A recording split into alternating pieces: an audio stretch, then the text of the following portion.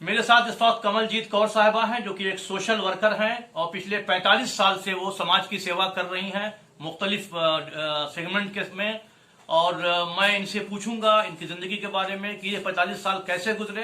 हालांकि अब ये अपने एक छोटे से मकान में, बस्ती में एक छोटे से मकान में तन्हाई की और एकदम गुमनामी की जिंदगी गुजार रही हैं। लेकिन एक वक्त वो था जब ये एक्टिव पॉलिटिक्स में भी थी और एक एक्टिव समाज सेविका थी। मैं इनसे खुद पूछूंगा इस जिंदगी का सफर कहाँ से शुरू हुआ। कमलजीत कौर साहब, सबसे पहले तो मैं आपका बहुत बहुत शुक्र अदा करता हूँ कि आपने मेरे चैनल को वक्त दिया। जी, हमारा ये सफर, ये समझ लीजिए कि पैदा होते ही दूध की घुट्टी में मिला मुझे अपने पापा से। पापा मेरे फ्रीडम फाइटर थे और हमेशा ही गांधी जी के साथ काम करते थे। तो उनका, मैं घर की सबसे बड़ी थी, इसलिए उनका असर मुझ पर बहुत ज्यादा था। एक बार मैंने पापा से पूछा, पापा ये आंदोलन कैसे होता है? तो पापा ने कहा, देखना चाहती हो? मैंने कहा हाँ देखना चाहती हूँ। तो पापा ने मुझे बस पे बैठा दिया और एक मैसेंजर भेज दिया हमारे साथ कि आप जाओ नौगढ़ में, वहाँ आंदोलन हो रहा है, देख आओ जाके। तो हम नौगढ़ पहुंच गए अपने लोगों के बीच में। तो वहाँ हम उत्साही थे ही पहले से। तो वहाँ मैंने उत्साह में पुलिस वालों से पंगा ले लिया, ना जानकारी में। और जब पंगा लिया तो मैं 307 की मुलजिम हो गई। मेरे साथ 27 औरतें और मुलजिम हुई और हम 3.5 महीने वहाँ पे रहे। यानी उस वक्त जब आप जेल में 3.5 महीने गुजारा आपने, तो उस वक्त आपकी क्या उम्र रही होगी? मेरा ख्याल में 18-20 साल।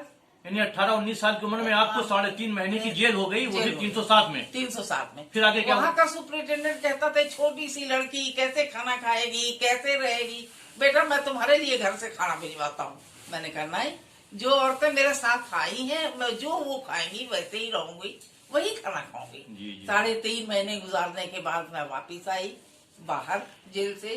उसके बाद यूथ फेस्टिवल था जर्मनी में। तो मैं यूथ फेस्टिवल में लीडर की हैसियत से जर्मनी चली गई। नहीं, कि जब आप पे ये 307 का मुकदमा चल रहा था, उसके बावजूद भी आपको परमिशन मिल गई थी देश से बाहर जाने की? हाँ, जेल से हमने जमानत करवाई जी। बाद में नहीं, जैसे कि आपका केस चल रहा था ना, तो उसके बावजूद परमिशन मिल गई थी कि आप?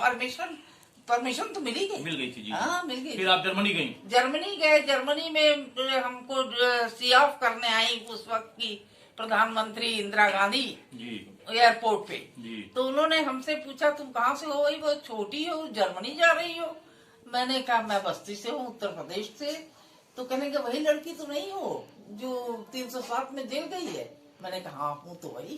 कहने बहुत छोटी हो, बहुत तुमने तेज काम किया, लौट के आओ तो बताती हूँ। जब हम लौट के अपना केस देखने कचहरी में गए तो पता चला मेरा केस प्राइम मिनिस्टर ऑफिस से वापस ले लिया गया और तब हमको उस मुकदमे से छुट्टी मिली। 3.5 साल केस चला और उसके बाद फिर लगातार संघर्षों का रास्ता पकड़ लिया। जेल में ही मैंने अपने प्राइमरी स्कूल की नौकरी करती थी मैं, उसमें इस्तीफा जेल से ही लिख के दे दिया कि मैं अब नौकरी नहीं करूंगी बल्कि राजनीति करूंगी। नहीं, तो वो जो 3.5 महीने जेल में आपके गुजरे, हाँ। और जाहिर है 19-20 साल की आपकी हाँ। उम्र थी, तो वो 3.5 महीने में आपने क्या सीखा? अदब पिता और भी महिलाएं थी, मुझे ये सीखने को मिला, जैसे कि परिवेश में मैं पली हूँ जी। उस वक्त देखने को ये मिला कि सबसे अच्छा माध्यम है जन सेवा करने का, यही रास्ता है जी। और मुझे इसमें रहना चाहिए। तो जन सेवा करने आए थे और जन सेवा करते करते पूरी जिंदगी गुजार दी। नहीं, तो एक तरफ तो आपके सामने जनताओं के या लोगों के दुख दर्द था, जिसमें आप शामिल होती थी, शरीक होती थी, उनका दुख दर्द बांटती थी आप, और एक तरफ आपका परिवार था, तो परिवार की भी परिस्थिति, परिवार का संदर्भ मेरे सामने कभी आड़े नहीं आया जी। पापा काम करते थे, पापा से मैं अपना खर्चा लेती थी, पापा से सारी जरूरतें मेरी पूरी होती थी जी। लेकिन पापा को पैरालिसिस अटैक हो गया जी। और वो ऑन बेड हो गए। तब मेरे भाई सब छोटे थे, एक बहन और एक भाई की शादी करनी बाकी थी जी। तो फिर पापा ने कहा कमल अब दुकान संभाल लो वरना चली जाएगी दुकान जी। क्योंकि भाई सहल नहीं थे कि वो चला सकते जी।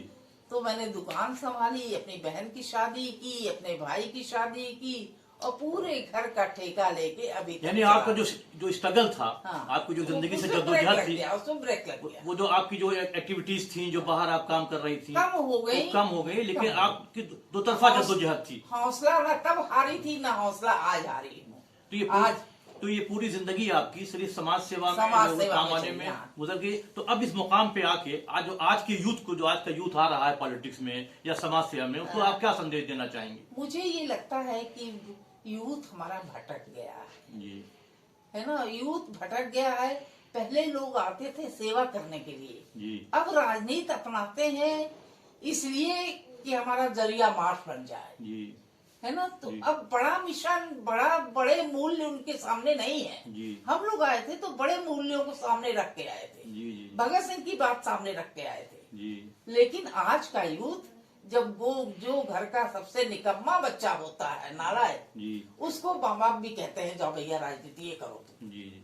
तो इससे क्या उम्मीद की जा सकती है? बहुत अच्छा, आप ये बताइए कि जाहिर आपकी एक उम्र ऐसी आई होगी, 20 साल की थी आप, कॉलेज से निकली, फिर आपने ग्रेजुएशन किया, फिर 20 कुछ और बड़ी हुई होंगी, तो आपके दिल में भी कुछ ख्वाब पले होंगे कि भाई अपनी भी एक फैमिली हो, आपकी भी शादी हो, आपके भी घर हो। आपके कभी ये ख्याल दिल में नहीं आया या एहसास नहीं हुआ जिम्मेदारियों के पीछे, या ये स्टेज कैसे गुजरी?